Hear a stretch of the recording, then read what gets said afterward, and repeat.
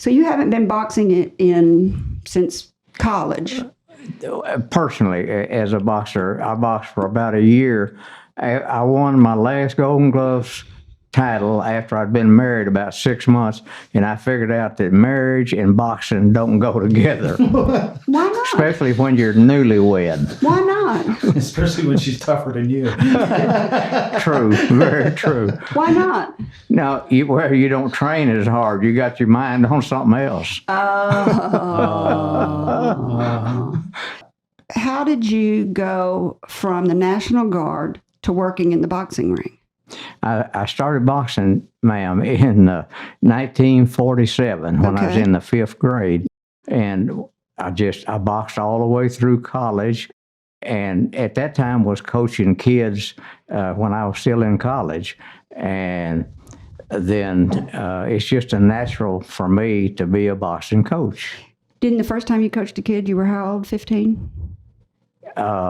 16. I was 16 when I took my first kids, 3 of them, and they weren't going to let me. I've got a letter to bring, could show you. They weren't going to let me enter those 3 kids, and I said, why not? And they said, well, you're too young to be a coach. I said, well, show me in the rule book where there's an age limit on being a coach. They couldn't, obviously, so they had to let me in. I made 2 of them made it to the finals, and the other one made it almost to the finals. So from then on, at 16, I was a coach. So now you've gone from a coach to a cut man. How did you end up getting in the ring with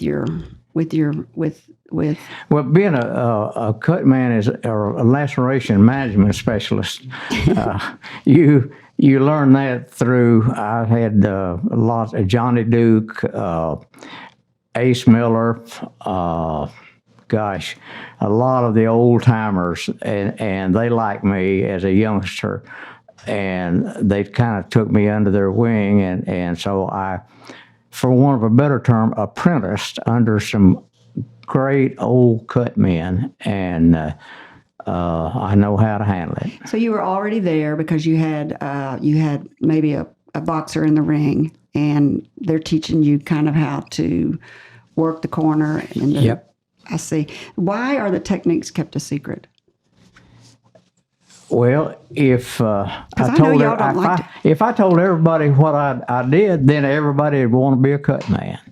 Well, what's going to happen? There's kind of a dying art, isn't it? Don't you need to share? It is very much so. But, so isn't it time to start sharing? Well, I'll take that under advisement. So isn't that kind of true? If you can't stop the bleeding when you're in the ring, your athlete's not going to make it. I've never, ever had a boxer lose on anything I was supposed to control. Knots, contusions, laceration, makes no difference. I've never, ever, you can check it out, ever had a boxer lose on something. When Jermaine got cut in 28 seconds of the first part of the 5th round in our world championship fight with Iran Barkley, he got cut, and they got him back to the ring, and I said, just get out of my way, guys, and I'll take care of this. And from the 5th round through the 12th round, my guy didn't bleed anymore. Go back and find it on. Well, I actually did. I looked at it, and the announcers were saying, "Oh, that's a bad cut." And they never mentioned it again after that. And it shows you coming in there with your swabs and all this stuff, and they said that could take him out of the game or out of the fight. So it did not. So when did you decide that you wanted to start the Ray Rodgers Boxing Club? 1960. How did that come about? Well, it's kind of a second nature to me. You know, this is my 70th year in amateur boxing or in boxing, and I guess maybe I'm a little spoiled. You also think that. I heard someone say about you that sometimes someone will come in and try to change the rules of those clubs, and you are a stickler. I am that. I am that. You're not going to change the rules. Nope, not unless it'll help my boxer And then you want to keep the kids safe. Yeah, absolutely. Absolutely. So if I'm out there listening and I'm thinking, why do I want to put my kid in a ring and get his head banged around with gloves? What do you tell those mothers? Well, first they have an interest, or the youngster does, or they wouldn't be talking to me to start with. Mm-hmm. But I try to assure them, and do assure them, that probably amateur boxing is the safest sport in the world.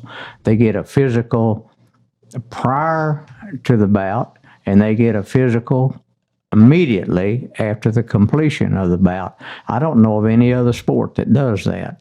I've never thought about that. They get a physical before and after. Yes. That is good. Yes.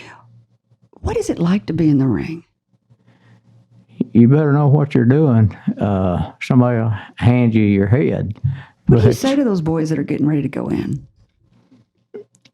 don't worry about a thing. I tell them that I'll be here for you. And when you, I always tell them to get back to that corner as quickly as they can. I try to put them on their seat, let them think for a second or two, get composed. Then don't just start jabbering at them, say do this, do this, do. I give them a drink of water. I let them get themselves back together, and then I give them. I don't say, well, do this, and do this.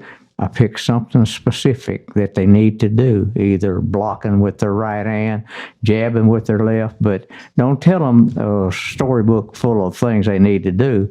They got their hands full because a guy across from them is going to hit them. So they need to know what exactly to do.